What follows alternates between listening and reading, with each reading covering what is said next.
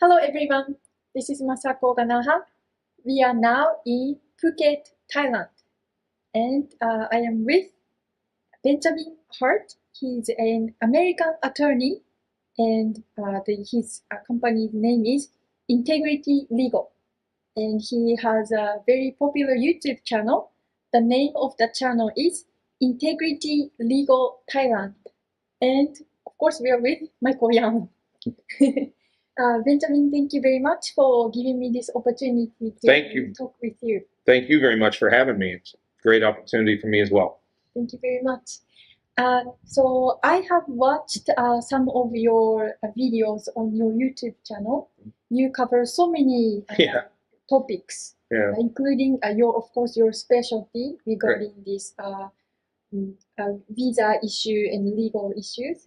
And also you talk a lot about global totalitarianism, that's what I call that, like wave and what's going on in political terms.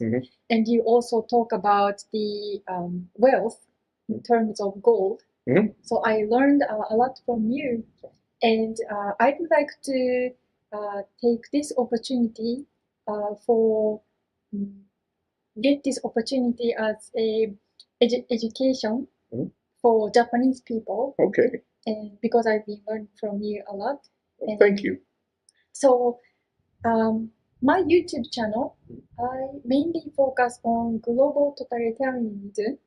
And wherever I travel, I see a lot of similar patterns in terms of like a migration issue, or recently now I see more of like a banking issue, or divide and conquer situation in many countries. It makes you wonder if there's divide and conquer motive behind all this, because it's starting to look like it. Yeah, for sure. Yeah. Yes. So I'd like to open this conversation with this question. What's happening in Thailand? What would you say we should focus on the topic if we were to talk about Thailand? What's in your mind?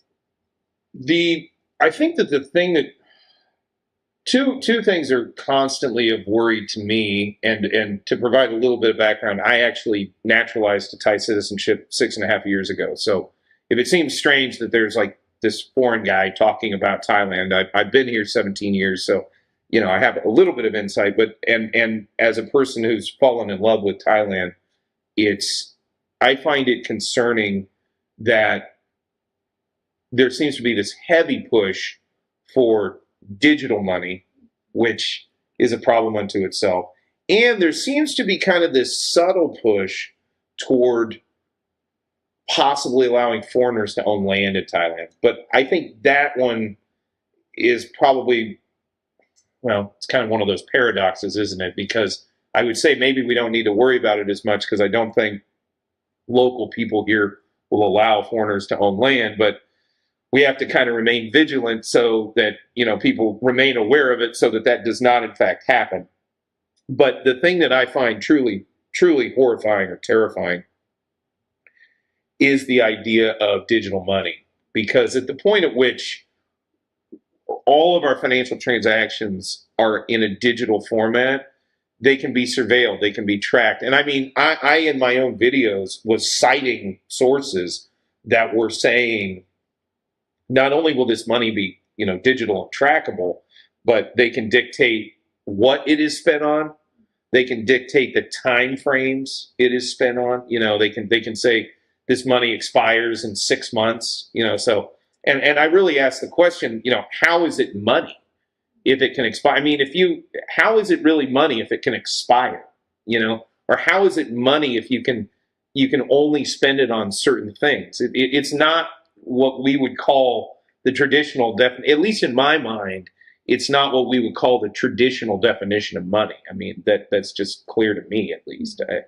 That to me is at the forefront of, and what scares me about too much foreign influence in Thailand is that it could be used to impose something on Thailand and the Thai people that one, would be very difficult to reverse, and two, would operate to the detriment here. And the other thing, and I want to be very clear, what really terrifies me is it would be brought in, and it could, in and of itself, in my mind, crash the financial system here. Because there's a notion called Gresham's law in economics, where bad money will chase out good. So we see this very acute, and we've really never seen this in a non-fiat to metal relationship. So in the past, when we've always seen Gresham's law play out, it's they introduce debased money or paper money in place of previously sound money, and so the sound money runs away. So if one day you're using gold and silver to make transactions in the market, and the next day they come out with paper money and they say, oh, you can use this, it's the same as gold and silver. Well, everyone knows it's not the same as gold and silver, so they gather up all their gold and silver and hoard it and take it home. And then all you have in the market is paper, you know, and that becomes increasingly inflated as time goes on, and that creates its own problems. The problem we have here with what has been proposed in terms of a digital wallet, digital money for Thailand, I think would have the same effect. It would just have the effect of driving out all the cash, and then the only thing in the system is this digital money. And honestly, people aren't going to want that. You know, when they look at some digital thing versus a good or a service, they're going to want goods and services. So I think there's a very real possibility it could just end up collapsing or significantly diminishing the economy that we're used to moving into that system. And then, okay, there may be a moment where people are using this digital stuff for real. And then I think it just almost collapses back into a barter system, frankly, which that's not actually good. Like, people talk about barter and all these things in the sort of alternative economics community, and they fail to see that if you're in a barter system that's highly illiquid, it's highly deflationary. Basically, your economy is collapsed down to something very, very primitive. And that's sort of the irony with this digital money, is that they're saying it's sort of the next generation, but it has in my opinion, it has the ability to collapse us back to something that's far more primitive than the system we currently have. That's what scares me about it, is that actually we'll just ultimately, what I'm trying to say is, me personally, I don't have a problem with banking per se. I have a problem when banking becomes sort of hijacked to control people. And that's what we're seeing in the world now. We're not really anymore talking about banking issues. We're not talking about, reserves to loan ratios. We're not talking about, do you have enough collateral to be able to do whatever you're trying to do? We're at the point now where they're saying they basically want to impose, well, I should say organizations like the World Economic Forum and these sort of supranational globalist sort of organizations, where they're saying, again, it's not about really even money anymore. It's just about, do you want to operate under a system that fully surveils you and all of your economic transactions are traced all the time, and your medium of exchange is no longer sound. It can expire. It can only be used for certain things. It can only be used in a certain geographical area. All of those things, this is not about money. This is about control. Do you want to be told that you can only shop within 10 kilometers of your house? Do you want to be told that you can only, use the capital you've created, you've earned, you can only use that for a 6-month period? Again, this is really no longer about finance and money. It's simply about whether we want to be fully controlled in our economic transactions. And that's what I have a problem with. Yeah. I have been to Bangkok now, and we drove down to Phuket. Mm-hmm. And of course, we've been going to like many places, going to cafe. And I noticed that like some restaurants, not like small amount, but quite a lot, they only take like digital money. Yes, when I was about to pay cash, then they said, no, we don't take cash. So at that time, like they were asking me if you have QR code, and I said, no, I don't have. So I said, oh, I don't have it. So then how we solved is that the person who was taking us around, is a local resident. Right, you gave that person money and then they Yes, used so their she used to pay like this. And when we went to a zoo Mm-hmm. to see elephant, Mm-hmm. and there is a vending machine Mm-hmm. that we buy feed like food for elephant, Mhm. and then the vending machine did not take cash also, or only the QR code type of payment.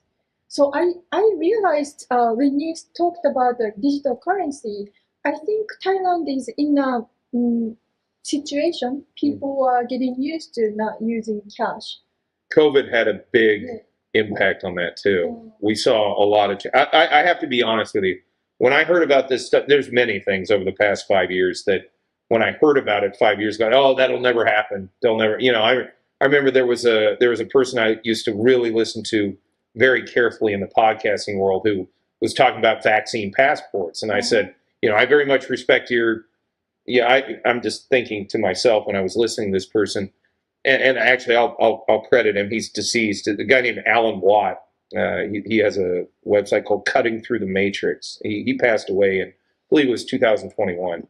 And but I remember him talking about vaccine passports. And this was a person I've listened to for years. And I at least put, I find him very credible in many, many ways.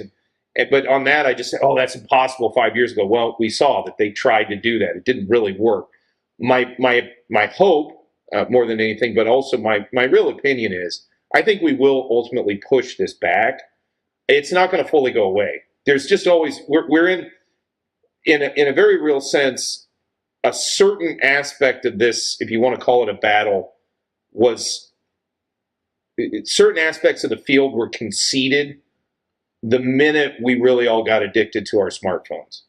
Because now there's just going to be a percentage of people that are going to want to just easily use their phone and quick. But we have to keep in mind what money is, and we can't let just sort of one sort of black box. I don't care who it is, be it a central bank, be it a particular authority, be it whatever, a finance authority or whatever. I don't want any black box to just be able to create numbers out of thin air that are then usable as money, but they can also track and trace it everywhere. Because one, like I said at the time about the digital wallet,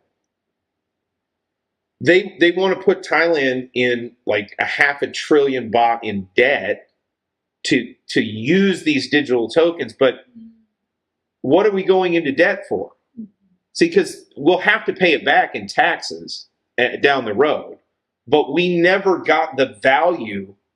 Well, if you consider interest and things, we'll never get the value that we pay in, because you get this little bit up front, and then to pay it back over time in terms of the national debt, we won't get back what we got out of it, even if they gave us cash, because we'll pay back more over time than we got from the stimulus to begin with. So presuming that, now add an extra layer of that, which is the country goes into debt in order to get something. We have to pay back real money, but we're not getting real money for the debt that we went into. You see what I'm saying? This is why it's so concerning for me that, again, I think there's just always going to be some people that want the convenience of not having to deal with cash. Okay, fine. I don't have any problem with that. But we have to keep the monetary system sound. It can't just be something that you can push a button on a whim and all the money disappears. How does that make any sense? That's not a good system, in my opinion. To use a term that's become ubiquitous these days, I don't view that as sustainable, So you're talking about before the world was in a system, it's called gold-backed currency system. But now we are under fiat currency system, and the world seems to be going forward to the digital currency. So it's getting worse. In a sense, I think this is the interesting thing. The world is stratifying in such how do I put this? the system is changing in such a way that I think different places are going to be trying for different things. So, for example, I think there are certain countries, nations around the world that just want a fair settlement system. The problem that they see, especially in the past roughly 25 years, when, quite honestly, the American financial establishment has become profligate, they've basically become irresponsible in not maintaining a sound monetary system. Basically, they're just printing money. They don't take responsibility, but they only take profit. Exactly. And we have to take responsibility And we pay their in terms of both taxes and the hidden tax inflation for when they create this stuff out of thin air. But okay, there's problems enough with central banking, right? What we're looking at in this scenario is not only is it central banking, but it's also technological totalitarian surveillance. Again, the issue is really like, that's the thing. We've gone beyond money. We're not really talking about money anymore. We're talking about that. Now, meanwhile, do I think that the rest of the world is going to a gold-backed system? They may be. But even a gold-backed system can be manipulated to some degree. And they constantly use the attempt by the British to go back onto the gold-backed system and failing as the reason we shouldn't use it. Oh. But they fail to point out that when Britain tried to go back on the gold standard, they tried to go back onto it in a dishonest manner. Because what they tried to do is they tried to go back onto the same gold system that they were on before the First World War. The problem was they had inflated their currencies tremendously and gone into a great deal of debt in order to finance the First World War. And then they wanted to still use the same ratio, the same exchange rate for gold to paper. And the problem with this is they had inflated the paper going into the war. So when people look back and say, oh, the gold standard didn't work. No, it works if it's honest, but they weren't being honest. They tried to reattach the gold standard with more paper in the system than existed when they went off the gold standard. The more fiat in the system than existed when they went off the gold standard. So they wanted to go back on at the same exchange rate gold to paper, even though they had printed substantially more paper than existed before. It wasn't a problem with the gold standard. It was a problem with the fact they were being disingenuous in the actual relationship between the paper they had created and the real gold that existed. That's my understanding of it. And I think I read that in Carol Quigley's Tragedy and Hope. So going back, yeah, it looks to me like they're trying to make gold, well, at least BRICS is going to be trying. And BRICS has its own motives. And by the way, I was just reading it's been the last 2 days or so, I was reading a press release by TASS out of Russia talking about the upcoming BRICS meeting. Same buzzwords, digitalization, sustainability, climate change. I mean, again, BRICS is not like some kind of savior. They're another supranational organization that's going to sit above the nation states and do these things that they're trying to do. Yeah, they say they're going to try to go over to some kind of gold relationship to money. Yeah, they probably will, because I think moving forward, it's inevitable that commodities are going to become much more related to money moving forward. I think we're heading in, there's a guy, George Gammon, Rebel Capitalist, talks about we're heading into a commodity super cycle. I don't think of it as a super cycle. I just think of it as the fact that people need commodities and we're printing money. So in printed money terms, commodity prices are going up. So that's all that's really going on here. And gold, remember, it's in a way it's money, but it's also sort of a commodity in a sense because it is a physical thing. So the same phenomenon will be happening in gold. Again, it's not people buying gold; they're selling dollars. That's kind of what's going on here. Some people don't even consider fiat money. Right. They consider it fiat. Right. They consider gold money. Right. Well, 1912, J.P. Morgan gold is money, everything else is bank credit. That's a direct quote, and that's pretty much the most concise analysis I've ever heard. That's exactly right. Gold is money, everything else is bank credit. I see.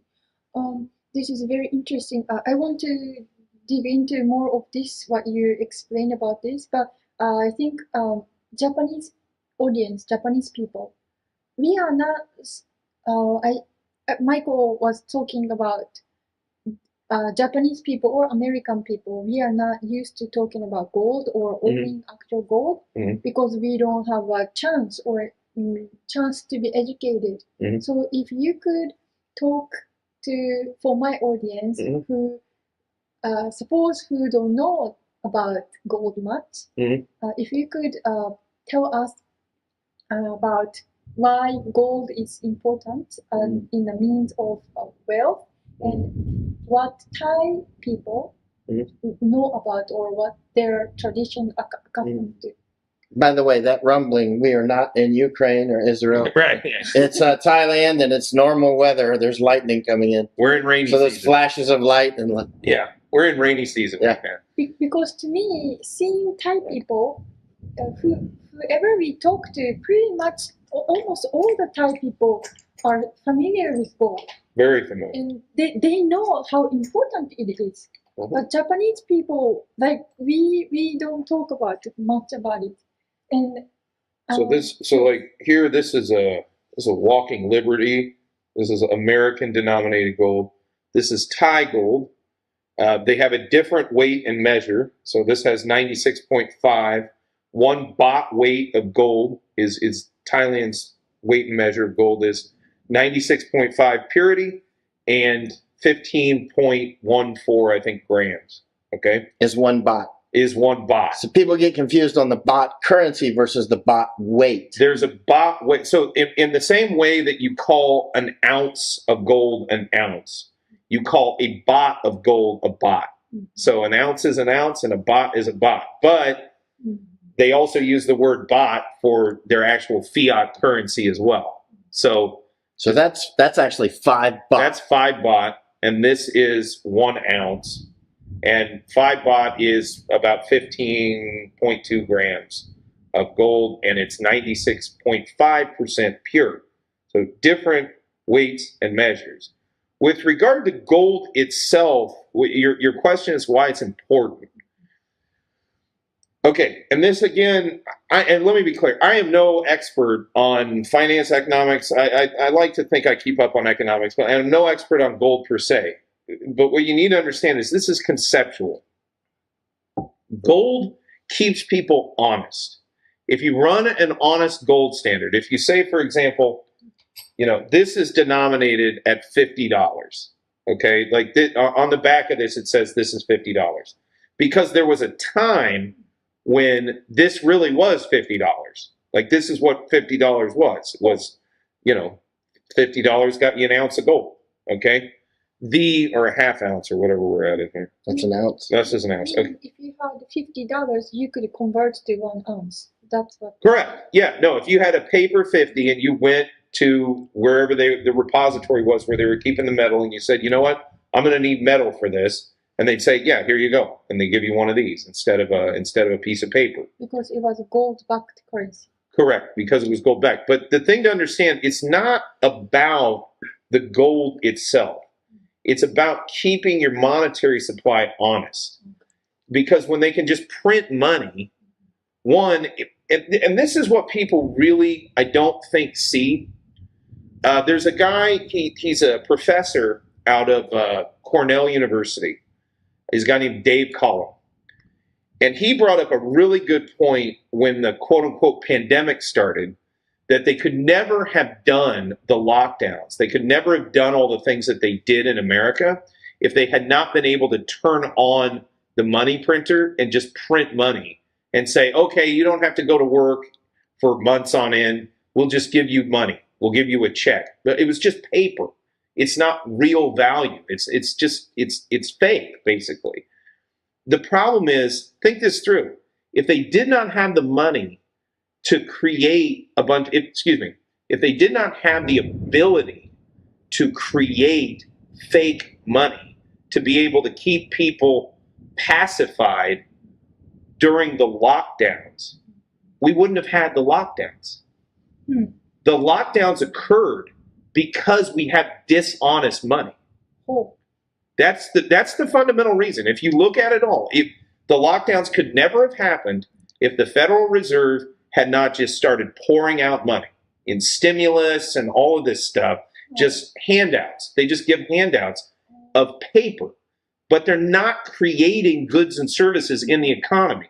So when you have this, it keeps people honest, because in 1883, this was $50, and $50 could buy you a horse, or, you know, a horse and carriage. I don't know what it could buy, but it could buy real things of substantial value.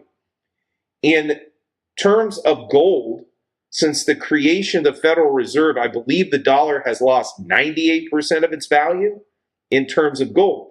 But meanwhile, they've been able to engage in all kinds of crazy schemes, harebrained schemes. Governments around the world can just, oh, we'll go to this war. Okay, we print a bunch of money. That was how the gold peg was broken in Bretton Woods. You know, Bretton Woods created a peg of the dollar against gold, and then other fiat currencies around the world were pegged to the dollar.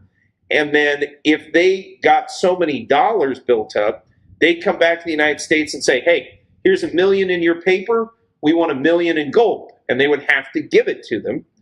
A perfect example of this was France. When they started seeing that we were in the Vietnam War, and we were printing a lot of money because we were in the Vietnam War to help the French, ironically, they saw that we were printing too much. We were printing a lot more than our books could maintain, than our money, than our system could maintain. We were creating a deficit. So the French said, we want our gold. So they sent warships to New York to pick up their gold, because they were saying, oh, we don't trust you guys are going to pay it back. You're printing too much money. That was when Nixon closed the gold window temporarily closed the gold window. It's always temporary. It's always temporary. Still now.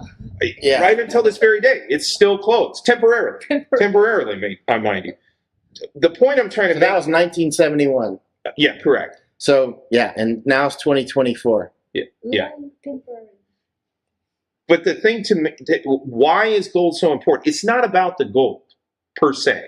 It's about maintaining an honest monetary supply, an honest monetary system, so that so that these people don't just print up money out of thin air and then go use it on bad ideas.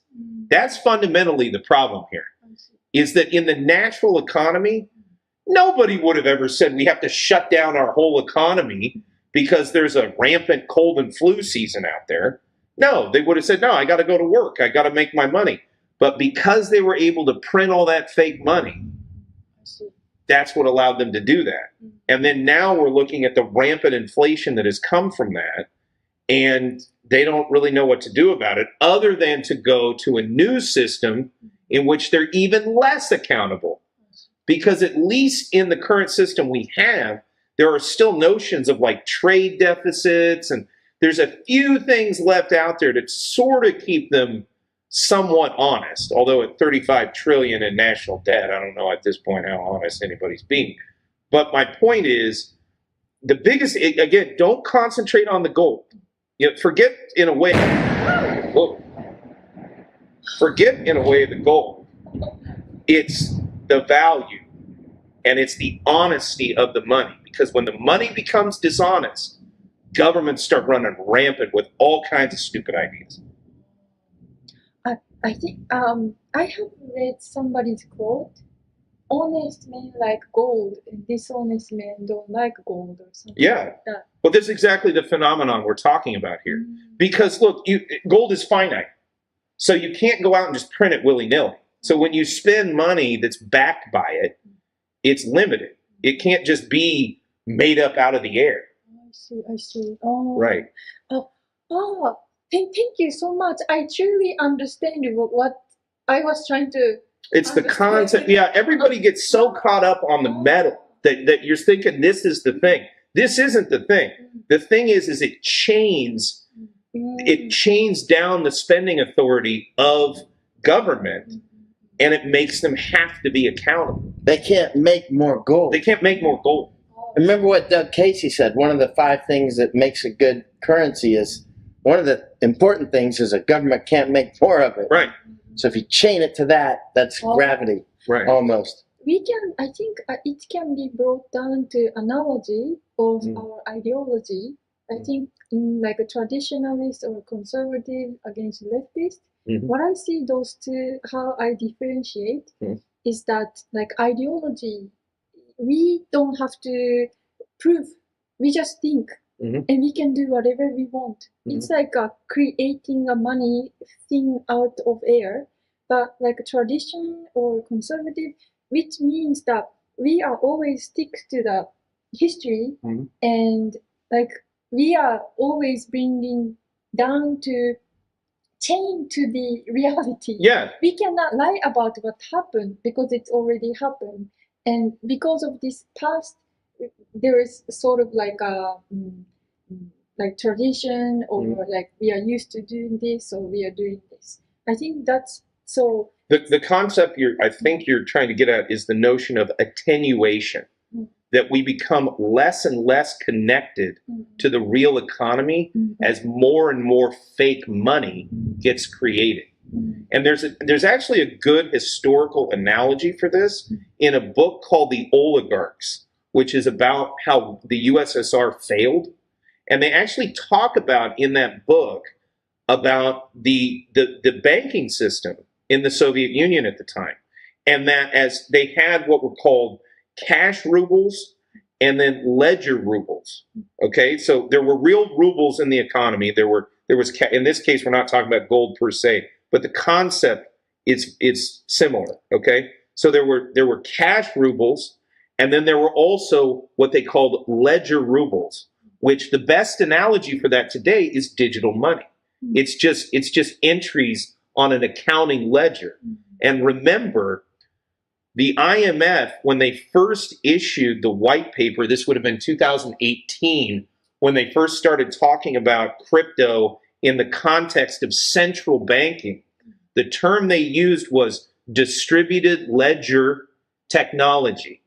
So go back to the oligarchs where we're talking about ledger rubles. So this is just rubles on a piece of paper that says, oh, you owe me 1 million rubles. Okay, but we just write that on a ledger. We just put it in an accounting record on paper, but it's not, you don't give me the cash. We don't exchange anything. It just says, okay, you owe me this now. Okay. This ledger notion of money rather than real money, what happened in the USSR is as time went on and their economy was proven to be increasingly inefficient to the point of not working at all, they had to keep creating these digital rubles. But the amount of actual cash rubles in the system did not go up. So one of these oligarchs figured out that he could go around to banks who had to maintain a certain amount of cash. They were mandated by the Soviet Union. They had to have a certain amount of cash rubles compared to their ledger rubles. He figured out he could go to them and he could basically take 1 ruble and exchange it for 10 ledger rubles. Okay? Then he took all those ledger rubles, and because it was a communist system and it was unaccountable in real financial terms, it only operated on a command economy. He took these ledger rubles to one of the co-ops that sold real things. Let's call them cabbages. I think in the book they actually said cabbage. And there was also a nickel mine this happened with as well. He went to them and he said, hey, I've got 1 billion ledger rubles. I want to buy all your cabbages. And because they're a command economy and there's no real relationship between money and goods and services, they simply said, oh, it's okay for us to take ledger rubles because that's what the communist bosses say is okay. So they exchanged real goods for these fake ledger rubles. And it caused the system to become even worse off. It led to even faster collapse of the Soviet system. And this all comes down to the fact their money wasn't connected to reality. And as time went on, it became increasingly disconnected from reality until it finally collapsed. And that's the worry I have, is we have to have honest money or anything can happen. All kinds of bad things can happen. I see, I see. Oh, so,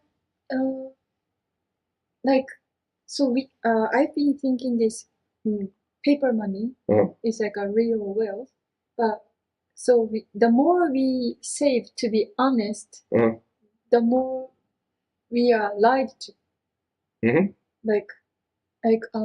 It's like every 10,000 yen you save is a new jab. There you go. So it's destined to collapse. Yes, because when you understand that in this interest-based system, okay, so when they create $10,000 and they say, we're going to create $10,000 out of nothing, but you have to pay back $10,100. Where'd the other 100 come from? Yeah, that's my labor. Right. Yeah. Yes. Yeah, over time it will build up. In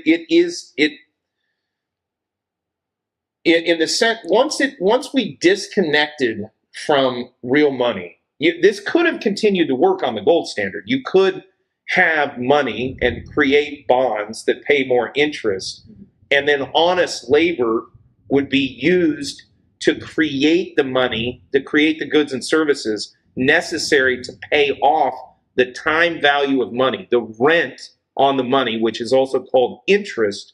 You can figure out an honest way to do that when the money is honest. But when they can just continuously print it out of thin air and the interest is more than what they've created, as time goes on, it becomes inevitable that it cannot be paid off. I mean, that's the way I see it. Oh, I see. I have a question. So Sure. the people who realize what's happening and we don't want to be in this system anymore, and so we need to keep our wealth in form of gold rather than having the cash, which will be deducted by hidden tax in form of inflation. Correct. But the gold is limited. Right. People on earth, everybody is like a target to be like a slave in forms of money. So it's like a, what should I say? It's like a game now. Like people who realize can go to secure my wealth to exchange the real wealth. But everybody cannot do it, right? Because it's limited and the cash flow that we have or the number in our system is bigger than actual wealth. So is it just people who realize will win and who don't will be lose? Well, like the crisis that we are facing now is so big and everybody cannot be saved. right. But we got to keep trying. I think the phenomenon you're thinking of here is Dr. Chris Martenson says, what is it? He says, people can't get out of the way of what they don't know is coming. So the more we try to tell people, hey, be aware of how these systems work, we're helping to warn them. So, you can only do so much. You can, I think you've talked before when people are like, well, what do you expect us to do? And it's like, that's not really the answer here. In my mind, the answer is being aware is the most important thing. Because the more people we make aware, they'll do whatever they do. And let's be clear, gold is not like the magic bullet in all of this. There are, for example, one thing I got into when liquidity was up during, when COVID was happening and all of that is, I like real estate as well. So this is just me talking, but again, real estate is something real. You can't make any more land. So when you put your money into that, you put your fiat into that, you take your capital, something of value in that moment, and put it into something that's a hard asset like land, gold. And again, land is not the end all be all either, because real estate can be taxed. There's all kinds of carrying costs that go along with maintaining a a house or a building or something like this. It costs money. It's not perfect, but it's tangible. It's real. It gets you real as long as your government's stable. Government takes it from you, it's over, obviously, like in the United States now could happen. Right. It's not perfect. I'm not saying any of this is perfect, but when people are aware, like gold may not be the answer for all people. There may be somebody out in Wyoming right now that may figure, you know what, I'm going to put my money in cattle. You know what I mean? Or this is why I say money, what we have come to view as money in the past is going to be, there is a collision coming between the financialized system that we have been dealing with all of our lives and the real world in terms of commodities, oil, gold, land, because much like in the oligarchs in the Soviet system in Russia, there comes a certain point where the face value of the money is so disconnected from the real world and the real economy that it really becomes just absurd. That's really what hyperinflation is absurdity. It's Weimar Germany. It's like, I make money in the morning and I have to get it spent by noon or it's worth nothing by the end of the day. You're living in an absurd system. It's no longer rational. Mm-hmm. I really stress this because I've noticed that Japanese people you're very cerebral and you use your brain a lot and you think in concepts. You need to get away from thinking of of the gold in and of itself, and just need to realize that all the gold is an anchor so that the financial system can't just create money that has no relation to the real world. That's the key point. Because anytime we see the medium of exchange, i.e. money, attenuated or not related in any way to reality, that is when hell breaks loose in a society, because nobody can make transactions anymore because you're not transacting in an honest system.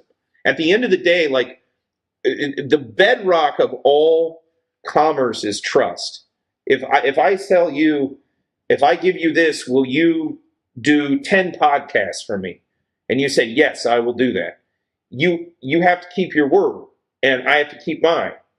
But when your money itself is no longer honest, then even though we're trying to be honest with one another, this thing that I'm handing to you is interfering with the honest transaction that you and I are having. You see what I'm saying? Yes. And this is why conceptually it's so important. It's really not about the gold. It's about honesty in the financial system. And, now that we have people running around talking about modern monetary theory, MMT, this is nonsense. They simply say, they're literally saying, we can print as much money as we want because we have the tax authority and you have to pay us back in this money we print. So what they're saying is, we put a gun to your head and make you use this because we're putting a gun to your head. Because taxes is just somebody putting a gun to your head and saying, give me money. It just happens to be a government, in this case, the American government. When the money is no longer honest, and they're saying we can print however much we want of it, and we can do that because we tax it back in that money, that's like putting a gun to someone's head and saying, you have to use this money, and you have to be taxed on this money because we have a gun to your head. It's a circular argument. It's literally slavery. Yeah. You'll use it or you'll go to prison or be shot. Yeah. I see. Yeah. Oh, so it's all about trust and how we become honest. Right. It's like we are talking about condition. Mm-hmm. Just like you say, it's not about the spark, but it's all about condition. Yes. So when we talk about gold, we are actually talking about condition. In a sense, yeah, very much so. And the, how do I put that?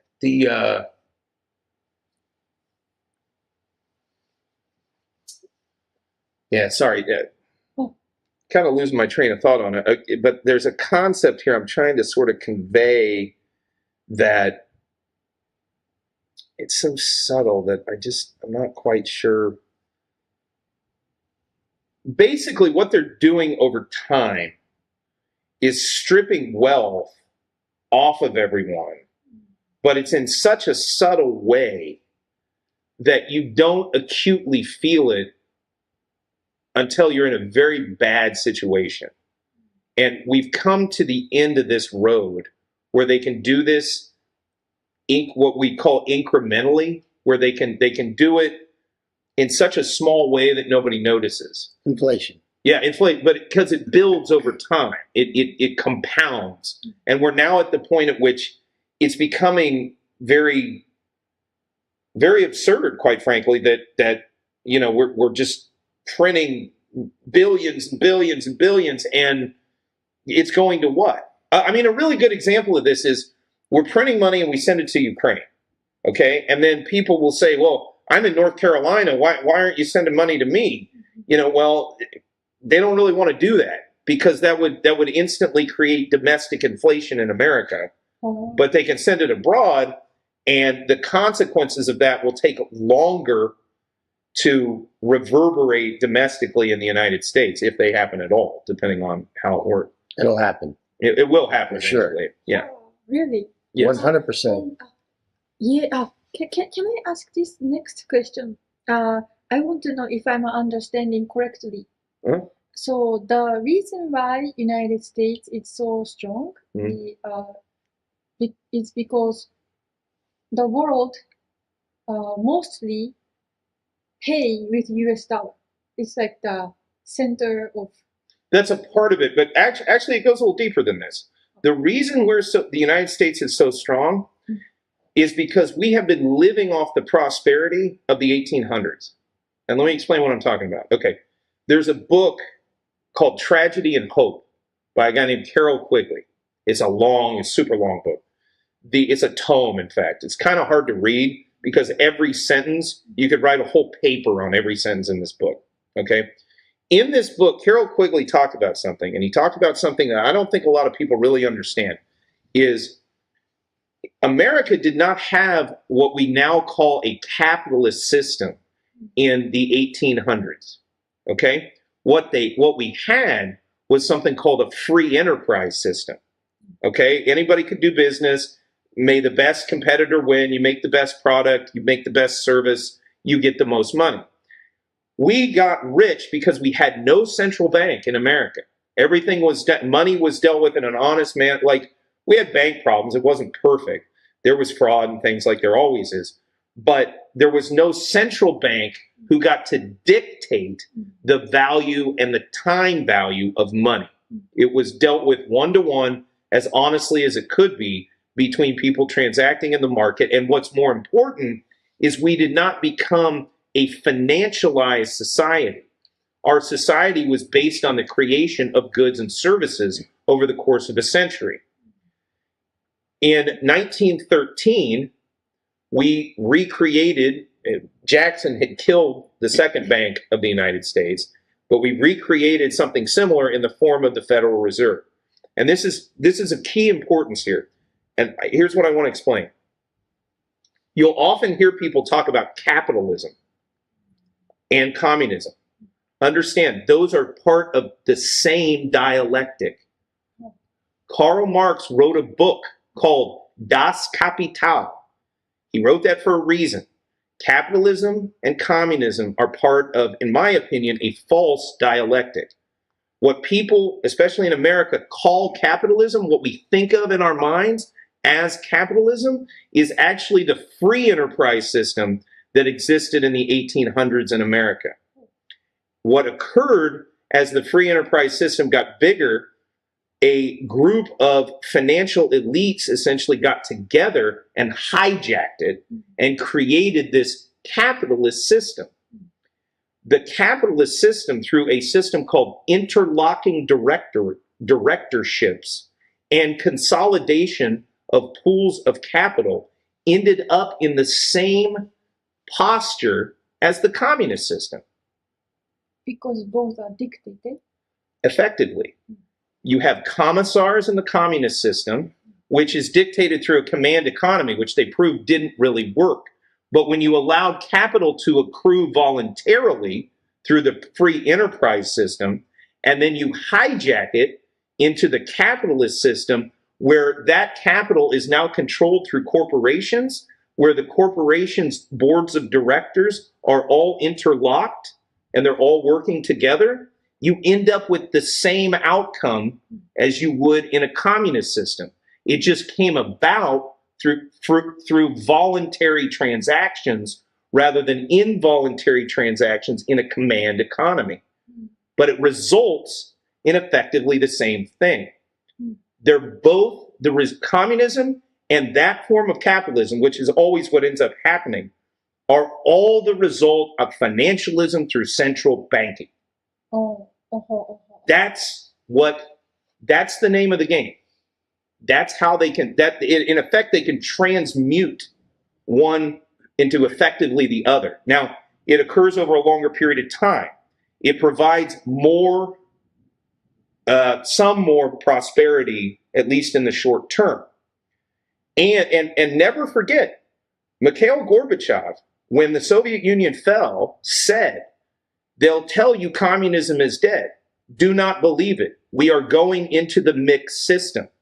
What we are seeing now is the attempt to do precisely that. Move us into this mixed system where, much like China, where people will say, you know, oh, it's not communist, it's capitalist now. Well, no, it's Dengism. Deng Xiaoping came in and created this hybridized system, which I believe is what many of these so-called elites want to see around the world, which is, oh, you have the choice of where you go to work, or you have the choice between Coke and Pepsi, or you have the choice between Colgate and Crest toothpaste. But at the end of the day, you still end up with social credit score, digital money, no control over your own life, over your own financial well-being, because it ends up taking you from what looks like a free enterprise system through a long process, and then we end up in what amounts to a totalitarian system. But it feels like free choice. So is this like this? This communism is a simple communism, but this one is a communism with a kayfabe. Yeah, kayfabe. What's a kayfabe? Could you? I cannot. It's the dialectic, basically. Okay. I mean, it's a fake fights going on, and right. Yeah. This is what I'm saying. The whole capitalist communist thing. Coke versus Pepsi when they're both owned by the same. Yeah. But the whole. But keep in mind, when it's Coke versus Pepsi, you got people focused on Coke and Pepsi, right? Or Ford versus Chevy or whatever. But you're still ultimately the upper level shareholders, or the company owners. Yeah. So but when they're focused on, is it that one or that one? It's going to be one of those two. You will own both. There's a book called Wall Street and the Bolshevik Revolution. It's by a guy named Anthony Sutton, where he talks about Wall Street helped create communism in the Soviet Union. In fact, you could argue they did do it. They fully created it. This is the point I'm trying to make. You will often see, and I don't wish to get like super pedantic with people, because I know a lot of people use the word capitalist, and I know what they mean. They mean free enterprise. But the term capitalist is a Marxist term. The title of one of his books is Capital, Das Kapital. This is part of this dialectic. And you can end up in capitalism under just as much financial totalitarianism as you can under communism. It just happens over a longer period of time, and it occurs under a certain kind of subterfuge that makes people think they're voluntarily engaging in these transactions, when in reality, they're being sort of herded into an increasingly totalitarian system as time goes on. Fascism. That's like just like what we recently saw a movie. It's called Jones Plantation. Okay. Yeah. Yes. Like people who are slaves, they think that they are voting for their freedom, but the choice that they get always ends up same situation, or like they feel like they finally had a freedom and they had a means to earn money, but they're just trapped in a fake monetary system. So Well, and in Yeah. and in many ways, any monetary system that's fundamentally dishonest, it has to have an anchor. The only anchor we have found to date that is how do I put it? In a way, it's the most honest because it's based on this. It's something that just exists in its own right. It's not conceptualized. It has no what we call counterparty risk. It's not like a bond. Like a treasury bond is the government owes you money. Well, the government can collapse, or the government can, maybe I shouldn't say collapse, but the government can default and just stop paying you. If your money is truly attached to this and it's honest, then if you want this, you go get it. And that honesty keeps the whole economy honest. That's why gold is so important in and of itself, but it's also why you have to understand the sort of esoteric or concept behind the gold is more important than the gold itself, is all I'm trying to say. And as I say, I truly think the indoctrination of people to stop thinking in terms of sound money, it's not so much about gold per se, it's just about non-sound money, about, they don't ever want people to think about money. They don't want them to think about how it's created. They don't want people to think about how you use it. They don't want people to think about the basis for it, because if people think about it too hard, they'll realize that they've been pulled into the same trap you're talking about. Remember, I remember reading something somewhere where it talked about the original money from like prehistoric times that they found in like archaeological sites and things. They found these little coin-like things that are shaped like a wedge. A wedge? You know what a wedge is? No. It's shaped like a triangle. It's like a wedge. Yeah, like a triangle, like a wedge in the door. Yeah, like a wedge. Because it was symbolic of a third party intervening between our transaction. They put a wedge in between the two parties. And by placing yourself in between those two parties and becoming a middleman, you can manipulate them. That's like, do you know the root word of the word media? Media means middleman, middle, medium, something in between you and I. There's a medium of exchange. The very creation of money in and of itself created an opportunity for manipulation of other people's transactions by another party. Just the creation of money itself allows for the manipulation of transactions between parties. Right. What gold does is it mitigates, it lessens the amount of manipulation that they can get away with between those two parties. Oh, I see. What was that? The Freemasonry or something? They use this mark. Well, yeah, they do. Yeah, indeed. Yes, they use a lot of marks. They use a lot of stuff. Yeah, for sure. For sure. Wow, well, what a coincidence. Yeah. Well, no, I mean, you got to remember, this stuff goes back into the myths of antiquity.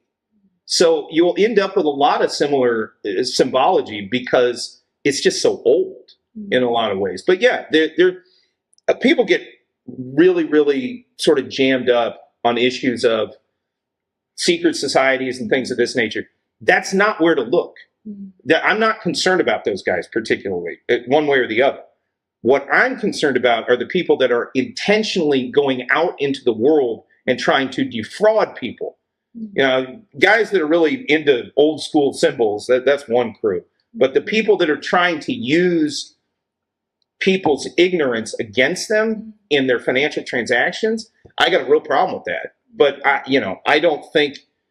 think that's kind of a tangent. That's not really going to take you someplace that's where you want to go. What you have to figure out is the deep dive of what is occurring fundamentally. And what is fundamentally occurring in any monetary system is somebody's trying to interfere or get in the middle of other people's transactions. And once they're able to do that, it creates the opportunity for possible fraud, chicanery. By sticking with something that's hard and honest, you mitigate against all that fraud. And remember, like, banking itself is not bad. Banking itself has pulled more people out of poverty than probably any other function out there. But where it becomes a problem is where greedy people no longer want to actually work or create value in exchange for having their medium of exchange. So that's the big issue. Oh, I see. It's a great lesson. Oh, well, sorry. Yeah. Thank you very much. You're very welcome. You're very welcome. And so what would you suggest for people who want to get out of the system? I don't think that there's any magic bullet. I think you need to assess where you're at. So, like, for example, with me, 17 years ago, I didn't have the level of what I would view as clarity. Maybe other people think I'm completely off my rocker, but I didn't have the clarity of knowing what was wrong, but I knew there was something fundamentally wrong in the Western system. So for me, over time, I've made my arrangements. I'm here in Thailand. I'm in a place I want to live. You know, COVID went down. We couldn't leave the country. I was pretty well okay. You know, I won't say I was prepared for COVID per se, but, you know, I sort of knew if they were going to pull something crazy, I was here. I'd rather be here than anywhere else. I also got myself some gold, got myself a little Bitcoin. I'm not as, I'm kind of a Bitcoin agnostic. Like, I think it's possible that it could be something that's very useful for us, but I would say that I'm reserving judgment until I see further information. But I have seen use cases for it being useful. So Bitcoin has some merit in my mind. But yeah, I mean, what it really comes down to is you have to, in your own mind, get the concepts of money straight so that you can't be manipulated by these people and their chicanery. Because at the end of the day, you know, you've got G. Edward Griffin's book up there. When you read through it and you realize that the Federal Reserve is not federal, it has no reserves, it's just a cartel that gets to dictate monetary policy to we the people of the United States. Once you realize that, the rest of the analysis becomes rather simple. You know, and you can also figure out the motives behind why things are occurring the way that they're occurring, because you've got this cartel that's basically, you know, wanting to maintain itself over time. So to my mind, it's less about figuring out gold and more about figuring out the concepts of sound money. Well, so that we would be able to figure out in each individual the customized version of how to survive. Yeah, well, for example, like a fisherman would be a totally different analysis than like me. I have to live a lot in the banking system. But if I was a fisherman and I owned my own boat and I had my own house, I probably wouldn't even care about money at all. I would just catch fish and you know, take them to, you know, and I'd sell it for whatever is working. What my medium of exchange as a fisherman is fish. You see what I mean? We need to start thinking about, we need to stop thinking about money as a real thing. What we need to start thinking about is creation of goods and services, because those are real things. And if you possess real things moving forward, especially as a hyper-financialized system begins to disappear, the real things will become more important and the hyper-financialized nonsense will like fade away. I think, my opinion. So first we need to assess ourselves as how much we are close to real thing. Am I actually the one produce real thing, or am I not? How far am I? Or then I can figure out maybe I should start producing real thing. And I see. Well, and this goes so deep. This is another real problem with bad monetary policy. For example, how many useless jobs exist because we print money from nothing? Yeah. Yes, well, what do you think those are? Well, government jobs. There's Millions. tons of government. Millions. Easily millions. Yeah. And I mean, not even direct, and I'm not just going to harp on the government, but like also, you know, certain jobs where it's like NGOs that you can never quite figure out what it is they do, you know, and how are they helping anything? But because, see, again, when you just create money out of nothing, you create all of this inefficiency. So, for example, they bail out Wall Street with all this fake money. Okay, and then Wall Street bankers get bonuses and things. But for example, now the corporation has money and they may need to go get tax breaks. How do they get tax breaks? They go and donate to a 501c3, an NGO, a non-governmental organization. What's that NGO doing? Oh, they're providing pumps for people in Cambodia, for example, okay? But the reality is they may be doing, I actually know from a fact, a friend of mine who used to be in Cambodia, who used to kind of keep an eye on them, that, you know, they put in one pump. After millions of dollars go into an NGO, they'll go put in one pump, do a photo op, but all they really did is just paid themselves with the money.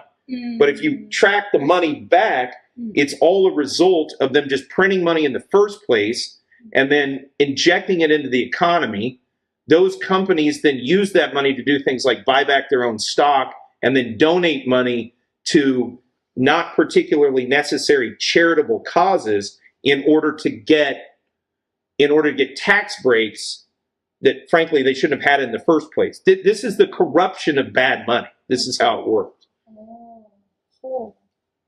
You actually produce something. You're collecting information, analyzing it, studying, and sending information out to people that can save their lives or a lot of things like their lives. You actually are producing something incredibly important. But most of the people that work for the government just don't. Well, yeah, and I mean, it just, when you sort of, once you're sort of awake to it. Or at least they don't produce what they get paid. Yeah, let's put it that way. Yeah, I'm always hesitant to just completely bash on them, but it's hard not to these days. I mean, we've reached the point where it's fine.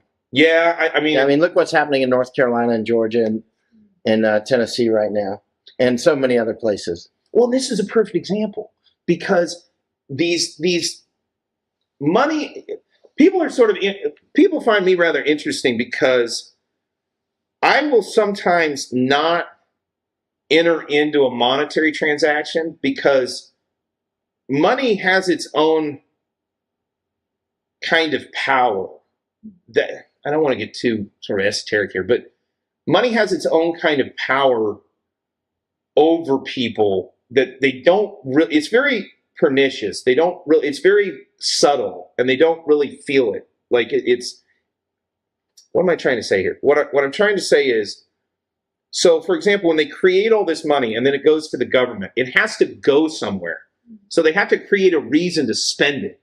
And this isn't market, these are not market forces dictating this. It's like if a lot of people want to eat cheeseburgers and I figure out I can make cheap cheeseburgers, I go make cheeseburgers and give them to the people that want cheeseburgers and they give me money for it. That is an honest exchange. But when you just create money out of thin air and spend it on whatever you want, it's not the market saying we need this. It's just you dictating that you think this is good. Well, you don't know any better than anybody else. So it results in all this warping of the economy.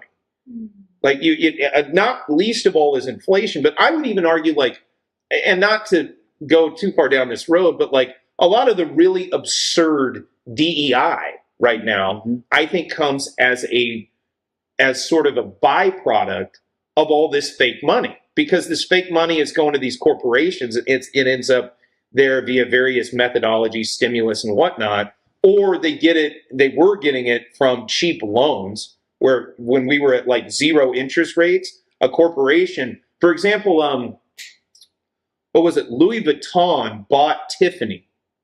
Okay. They bought Tiffany & Co., the company, right? They did it with a loan that they paid virtually no interest on the loan.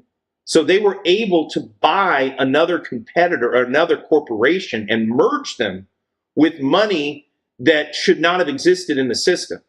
that transaction should never have taken place. By dint of that free money, it warped the economy. It changed the economy from what it otherwise would have been if we would have had an honest monetary system. And when you do that over and over and over again, it creates bad outcomes because it's not being dictated by real market forces, what the market actually needs. It's being dictated by what some people think is just a good idea or what they want because they got free money. So it's disrupting the natural selection. In a way, yeah, very much so. And it's well, it's just dishonest at the end of the day. But it'll collapse. It does, yeah. It will. Like fiat money always dies. Yep. And I was thinking when you were talking about the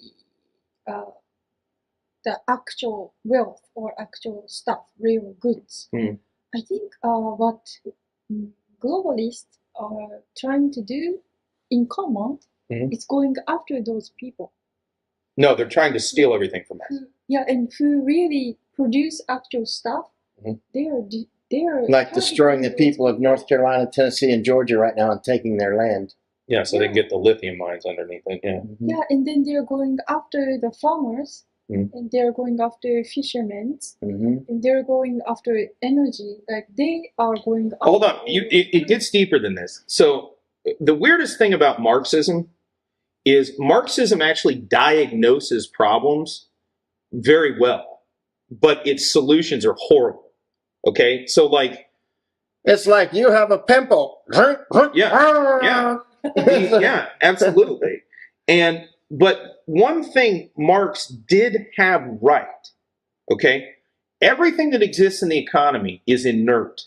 It's like this. It's a paperweight. If no one thinks that's worth something, it's not really worth something. This gold here. If nobody thinks that that's worth something, it's not really.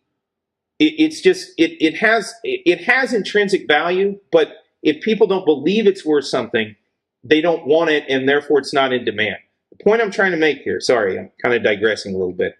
The only actual thing that actually adds value, creates a transmutative property in the actual economy, that actually changes something in the economy is labor. It's labor. It's always been labor. What they are trying to do via dishonest money is get free labor out of us in exchange for a bunch of worthless paper. That's right.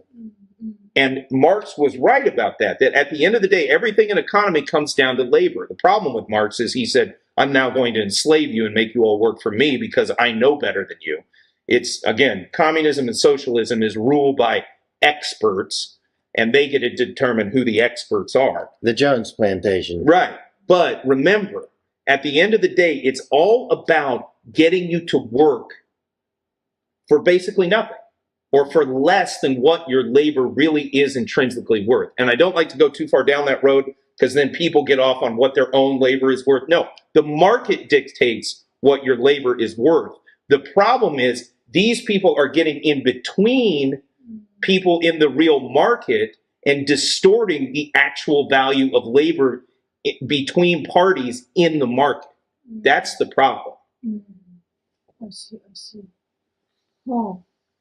So basically, if you want to get into a great business that makes a lot of money, you get a shirt that says government on it, and you buy a gun, and you stand in between us with your gun and your shirt that says government, and every time we try to do business, you take a little bit of it. Yeah. You just and if one of us doesn't do it, you just shoot us, and then the next guy comes. Yeah.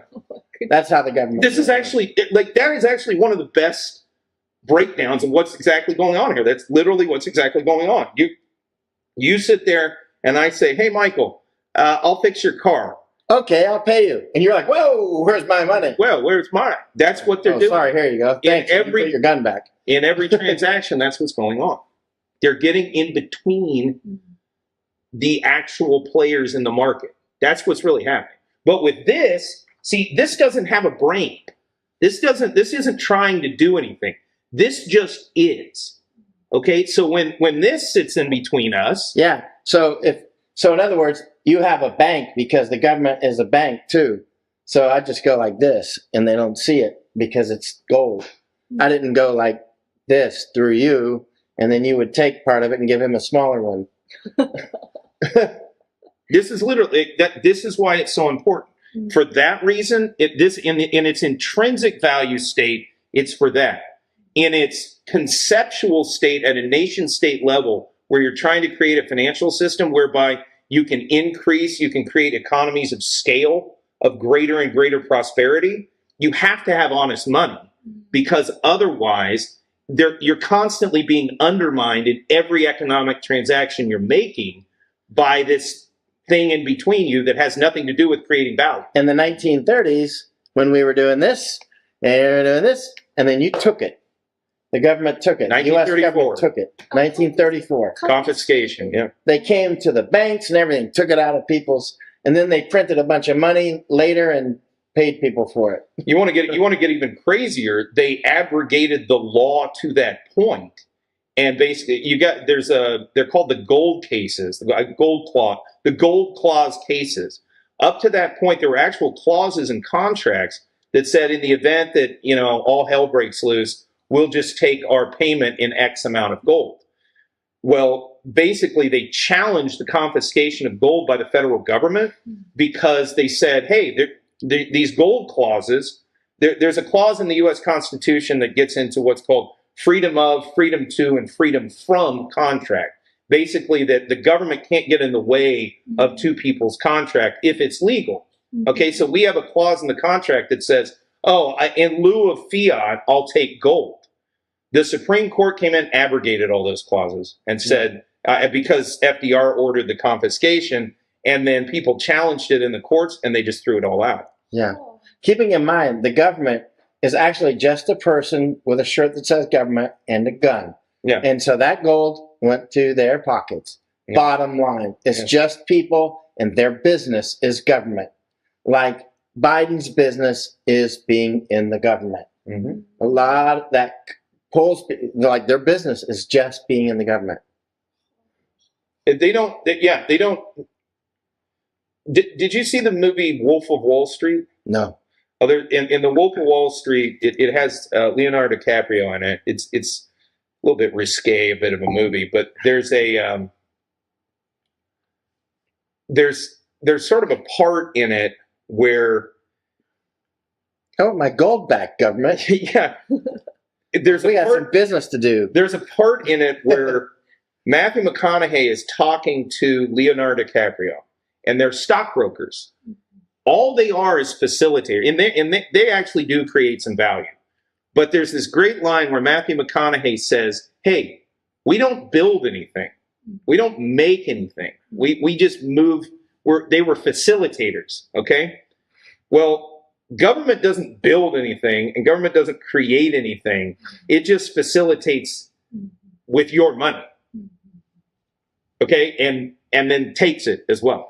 That's all it does. It creates nothing. It's just a giant corporation. Literally is a corporation. The United States is a corporation. 1871. Yeah. They incorporated in 1871. And people don't really understand that. That's what Ann Vandersteel talks about. They get leaving the corporation. They get really like bogged down in the corporatism side of it. What's really important about the 1871 incorporation was the fact that they created the Civil Service Act, which upended the old spoil system, which everybody vilified up to that point. And sorry, I'm getting a little deep here, but basically under the old system, when a new politician came in, they just cleared out the government and he put in his own people. That was how it used to work. When they incorporated the government in 1871, it started having permanent employees who didn't answer to anybody. It's literally a company. Yeah. It is literally a company. The government is a company. It's a corporate entity. Yeah. Yeah. It's not like a limited company or like a business like we think of a company. It's just on paper, it's incorporated. It exists and can have employees of its own and do all these kinds of things. That didn't exist prior to 1871. You just went into, so when Andrew Jackson won election for president, they called it the spoil system. He brought in all his friends and they just cleared out the old government and all of his friends just all got a job. It was corrupt. It had problems, but you knew every 4 years you could get rid of whoever was in there and they'd clear out everybody with the next people and put new people in. it wasn't very efficient. You want your government inefficient. When government's efficient, that's fascism. Yeah, it's not great. It's not great. Yeah, it turns into that.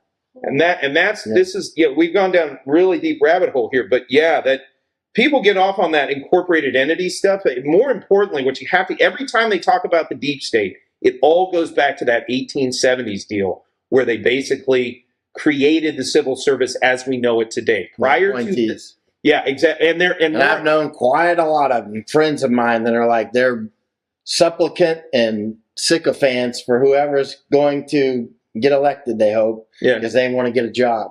So they're like, oh, praise Biden, praise Trump, praise Harris, praise whoever. It doesn't matter. They're going to get their job. But even in my mind, and those folks are what they are, and that is what it is. I mean, politics is what it is. The thing that scares me, though, is what they created in 1871 was a permanent bureaucracy that doesn't really answer to anybody.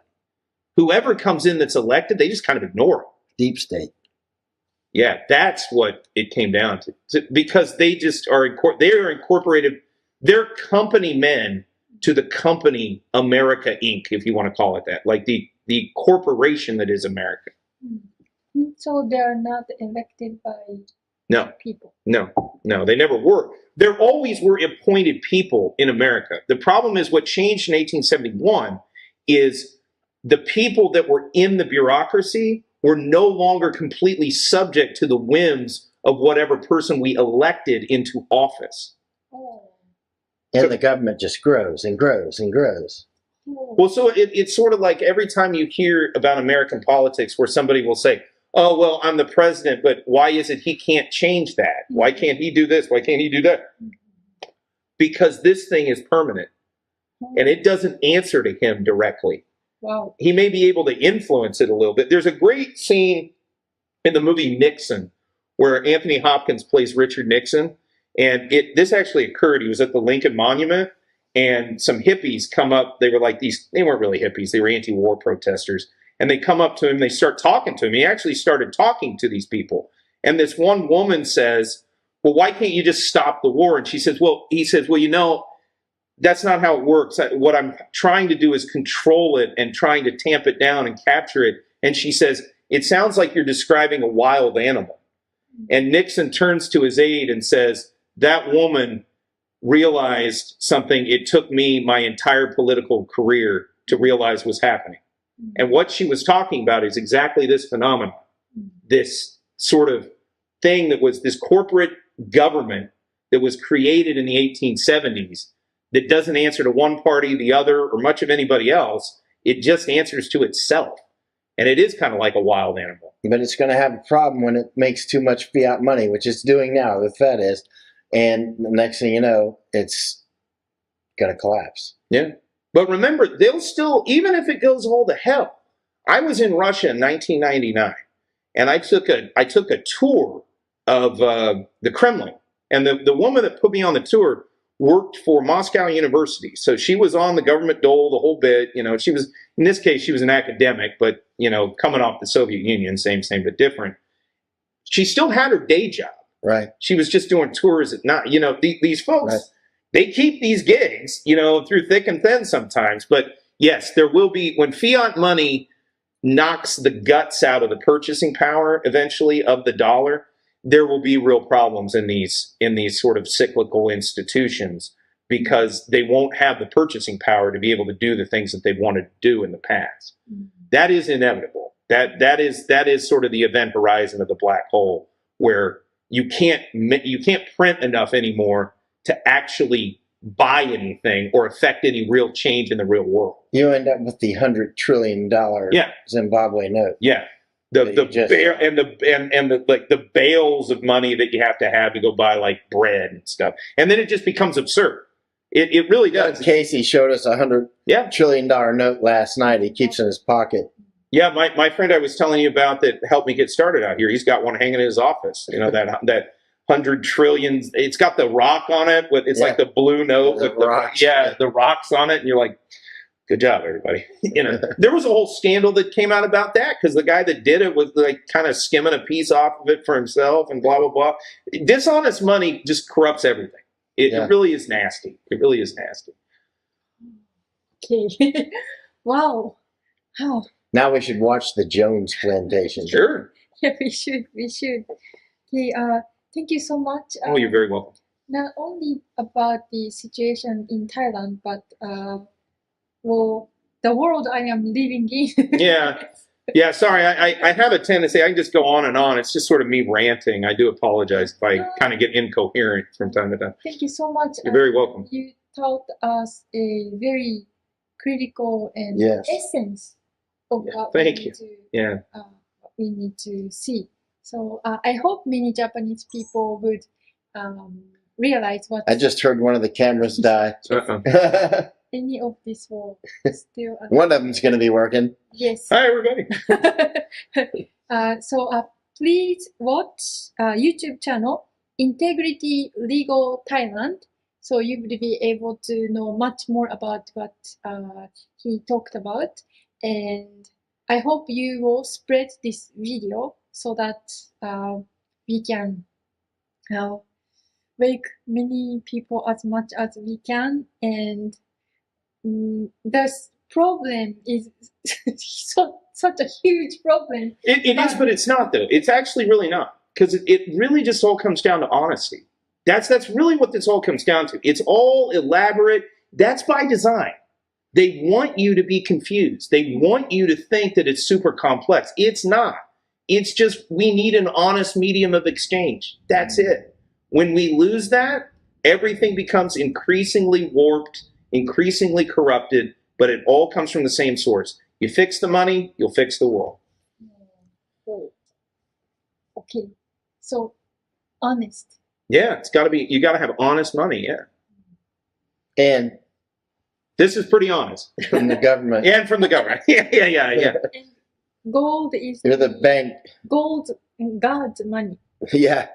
Gold is the money of kings and the money of the gods, they say, right? Yeah, something like And, that. actually, they said, what do they say? Gold is for kings, silver is for nobles, barter is for peasants, or common people, and debt is for slaves. Yeah, I've heard that before. And remember, gold is for big brother, little brother has cash. That's right. That's a Thai saying. Okay. Thank you very much. Thank you very much. Once again, Thanks, Misako. attorney Benjamin Hart from Integrity Legal. Thank you so very much. Thanks, Misako. Welcome.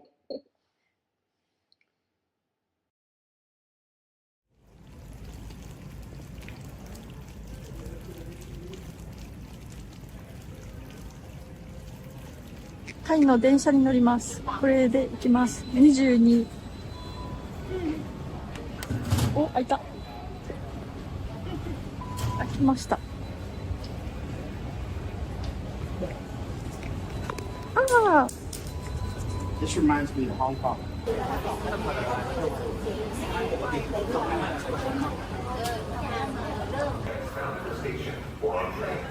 タイの地下鉄の竜の爪の数は4つ。ここは中華街の近くです。これに入れます。そして開きます。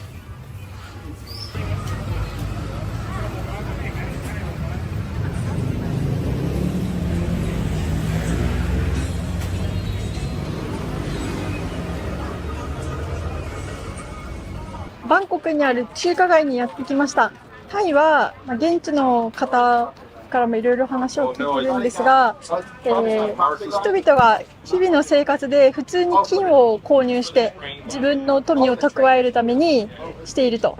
で、この金のシステムが他国とは違ってタイ独自のシステムになっているので、他からの影響を受けずにすごく経済が強いという理由の一つになっているということで、その金を買いに来る人たちは中華街にやってくるということで、その様子を見るためにやってきました。で、ここの中華街、中国人たちはもう相当100年以上前からここにいまして、でちょうどもっと前かで、当時のタイの王様キングラマ1世が、ここの中国人の人たちと約束をして、ここのですね、景観など一切手を加えないと約束したらしいんですよ。なので、現在でも、タイ側は、この中華街のところを新しく開発したりだとか、そういう手を加えることを、約束を守るということで一切しておりません。代わりに、地下鉄も完成したんですが、地上の景観は一切変えずに、地下に全て作って、昔の王様の約束を守るということをきちんと今もしているということです。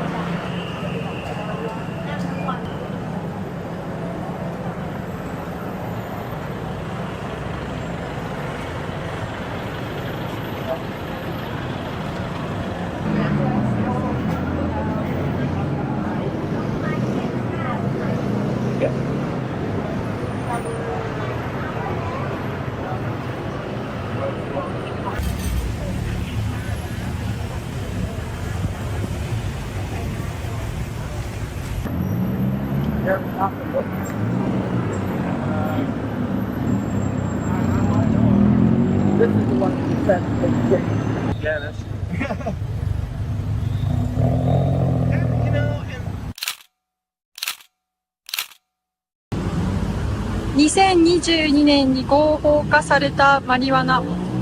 2024年のたったの2年間でこんなにも増えています。ここに一つ、そして道の奥に看板があって、そして道の反対側にもこの一つのポジションからこんなにも複数のお店が見えます。コンビニよりも多い。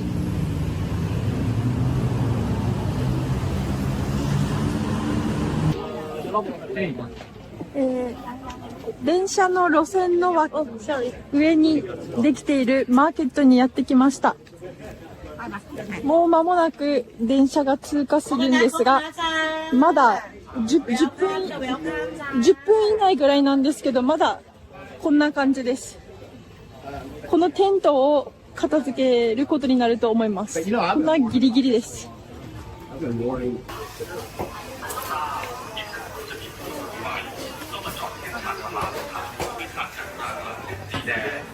They started to close it.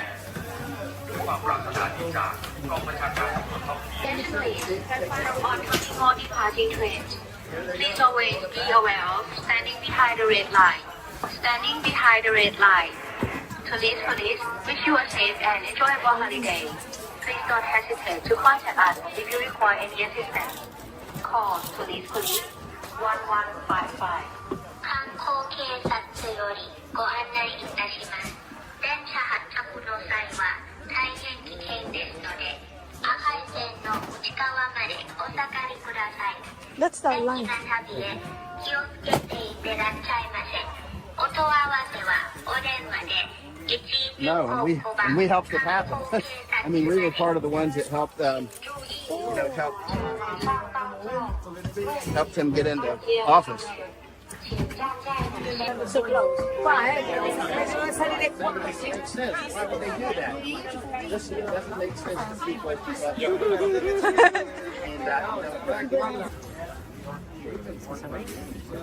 Actually, our ancestors warned about this before any of us were born. They were warning about this back when it was in black and white. And so, now it is what it is.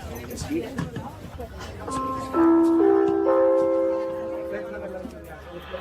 ทราบอีกสักครู่จะมีขบวนรถไฟเข้ามาจอดเทียบชานชาลาสถานีผู้โดยสาร ผู้ค้าขายนักท่องเที่ยวโปรดระมัดระวังอันตรายจากขบวนรถไฟที่อาจจะเกิดขึ้นได้โปรดยืนห่างจากรางหลังเส้นสีแดงโปรดยืนห่างจากรางหลังเส้นสีแดงด้วยความปรารถนาดีจากกองบัญชาการตำรวจท่องเที่ยวโทร1155 Attention please.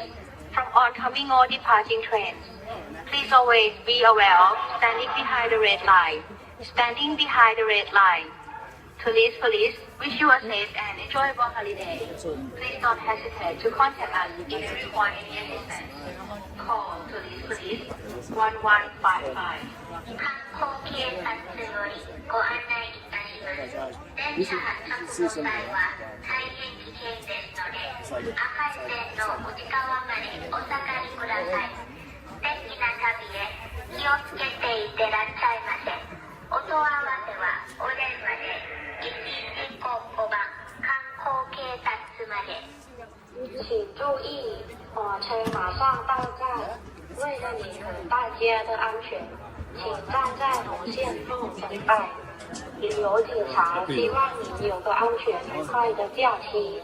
如有问题，请拨打1155，旅游警察为您服务。 지금 열차가 흐르고 있습니다. 열차가 이동 중일 때는 안전한 곳으로 대기하여 주십시오. 대기하는 동안 안전사고 및 소매치기에 주의하여 주시기 바랍니다. I'm so glad the world right now.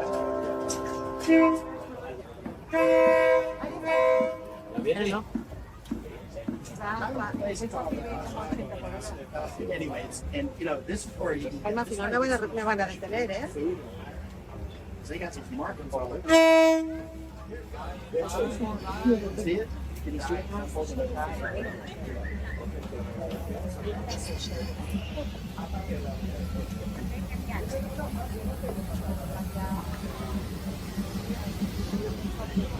It stops. The train station is just like. Wow.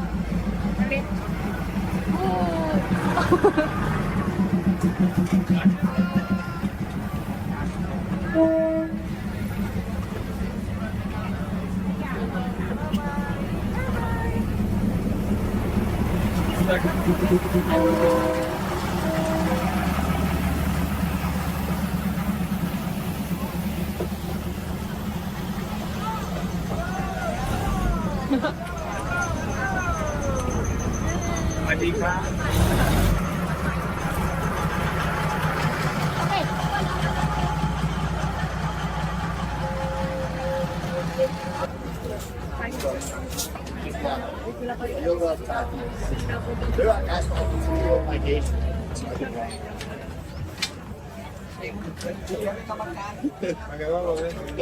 Oh man, I've been to some of the rocket festivals. They're paid out parts.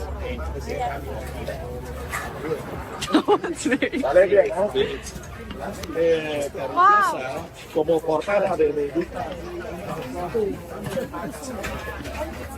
And those rockets, it's ผมไม่แต่งเรื่องอะไรก็ไม่พร้อมสถานีไม่พร้อมก่อนท่านผู้โดยสารจะลงจากขบวนรถโปรดตรวจสอบสิ่งของและสัมภาระของท่านที่นำติดตัวมานำไว้ครบถ้วนถูกต้อง